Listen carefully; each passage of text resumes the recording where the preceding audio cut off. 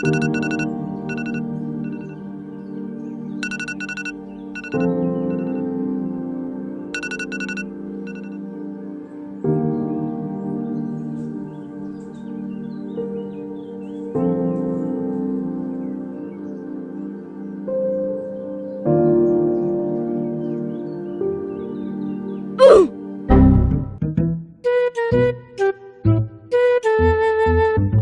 few moments later.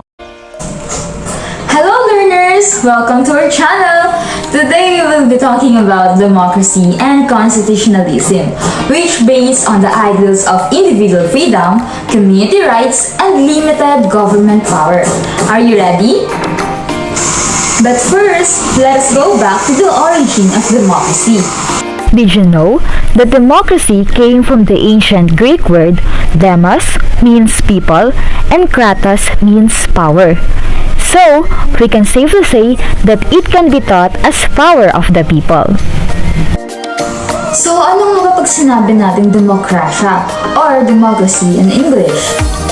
According to my research, it is a form of government in which the people have the authority to deliberate and decide legislation or to choose governing officials to do so.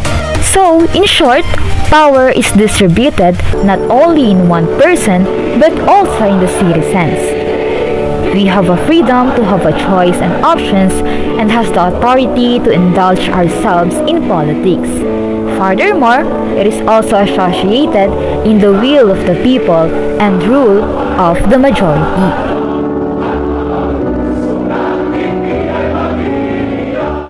Marami na ba natutunan? So now, let us proceed to the types of democracy. 1. Direct democracy. Direct democracy is also called pure democracy. Direct democracy needs direct participation of citizens in democratic decision-making. So kung ano ang majority ng mga electorate sa paggawa ng decision and policy initiatives, ay yun yung ititake nila, papakinggan or gagawin nila. So instead of voting for the candidates or parties, citizens votes on issues, every policy, and even law. Representative democracy. Representative democracy is a system of government in which all eligible citizens vote on representatives to pass laws for them. People elect officials to create and vote on laws, policies, and other matters of government on their behalf. Typically employed in larger countries. At ang example dyan ang ating bansa, ang Pilipinas. Pangatlo, constitutional democracy. Citizens can choose their leaders in free and fair elections, but also enjoy a set of fundamental rights. It is always associated in accordance to the law. The laws are authorized and constrained by a constitution. Para mas mapadali, maglagay tayo ng isang example. For example, ang mayor. Nagalit yung mayor sa'yo dahil you accidentally spilled and shoes sa kanyang damit. At sabi niya sa'yo, ipapakulong kita. But hindi niya pwedeng gawin yon because of unconstitutional democracy, we are protected from unjust and arbitrary practices. Dito rin papasok yung mga due processes, public trial, and presumption of innocence until proven guilty in the legal system. So, dahil sa ating constitutional democracy, because of the Constitution, we are protected. Kahit saang estado ka mang buhay ng galing. And that's all for my part. Now, let's proceed to the next part. Now, let's talk about the elements of democracy. First is the institutionalized governance, which is the structures and parameters of the government exercise power are spelled out clearly. Nakalatag kung ano ang trabaho at power ng government dito. Second is the representation of the people, wherein the leaders represent the people in the public realm and make decisions on their behalf, which means that the ideals and aspiration by the people should be represented by the leaders. Third is the accountability of rulers. Leaders are accountable to the people for the behavior of the government. Meaning, kung ano man ang gawin ng leaders sa government, they are answerable. They are accountable. Meaning to say, kung sino man ang nakaupo sa isang democratic government ay accountable to to the people. And we the people have the right to demand at question kung sino man ang nakaupo sa gobyerno or kung sino man ang nasa gobyerno dahil ang mga leaders ay sa isang democratic government are again, uulitin ko, accountable to its people. Sila ang sumasagot sa mga tao. Ang interes ng mga tao ang mas importante kaysa sa interes ng kung sino man ang nakaupo or nakaluklok sa isang gobyerno. And lastly are the presence of competition and cooperation, which is manifested through election and policy making. These are the characteristics that makes democracy or polyarchy possible. First is the universal suffrage, free and fairly conducted elections, availability and observance of the right to speech, access to alternative information, right to form and to join relatively autonomous organizations, responsiveness of government to voters, government accountability. What makes democracy feasible?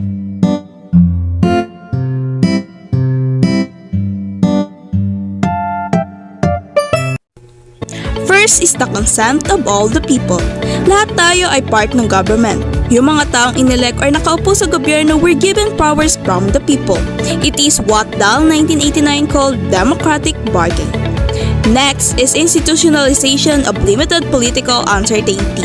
Hindi habang buhay nakaupo ang isang tao sa gobyerno. Hindi lang iisa ang uupo at pwedeng mamuno. And why is it good? Bakit maganda ito? Bakit maganda na hindi lang iisa ang nakaupo sa posisyon at nasa kapangyarihan? It is because absolute power corrupts absolutely. The more mas tumatagal sa pwesto ang isang tao or kapangyarihan, the more they are susceptible sa corruption.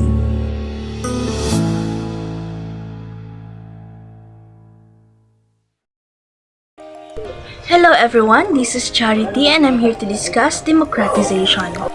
Have you ever heard the word democratization?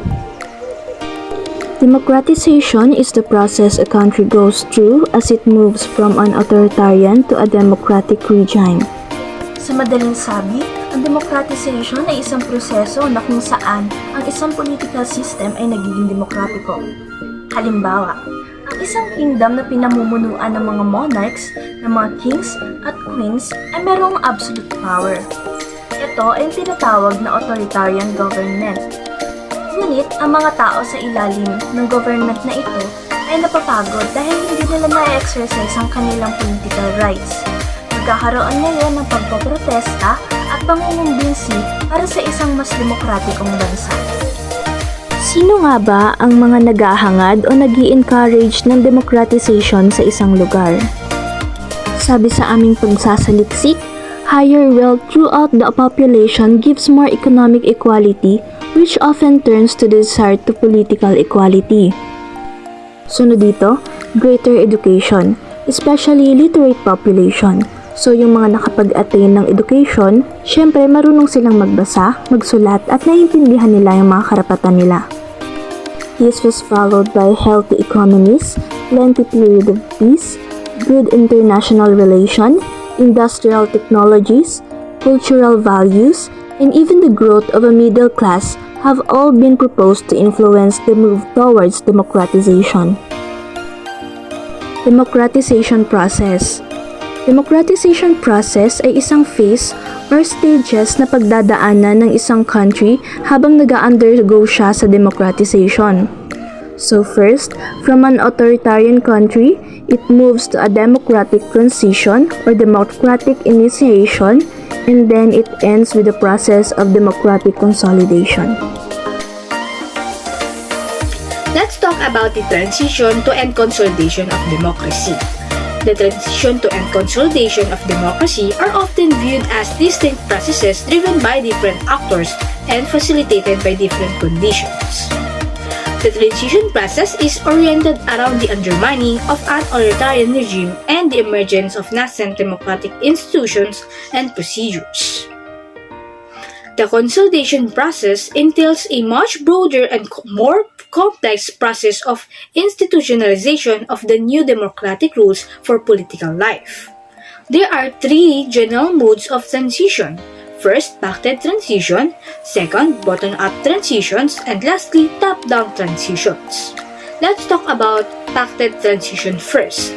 In pacted transitions, moderate members of a weakened or authoritarian regime negotiate the conditions of a transition with moderate leaders of a pro-democracy movement. These transitions are typically quick and result in power-sharing arrangements that preserve aspects of the previous authoritarian regime. In bottom-up transitions, social groups develop a broad-based grassroots movement for change that weakens the authoritarian regime through mass protests and ultimately forces the regime to relinquish power. This transition often results in a radical break with the old regime. Lastly, in top-down transitions, leaders of authoritarian regime implement democratic reforms because they become convinced that the reforms are necessary for regime survival. These reforms lead to protracted transition in which the new democratic regime show little resemblance to the old regime. What is the definition of consolidation? Consolidation can be defined as either the sustainability of democracy or the deepening of its quality over time. There are two definitions of consolidation, minimalist and broader. For minimalist definition, it understands democracy as a dichotomous variable. A consolidation is merely the survival of an electoral democracy. For broader definition, it views democracy as a continuous variable. A consolidation means going beyond an electoral democracy to include characteristics of a liberal democracy. Consolidation is a shift in political culture in which democratic behaviors become routine and taken for granted. This occurs over time as democratic procedures are institutionalized and the system's ability to function effectively improves.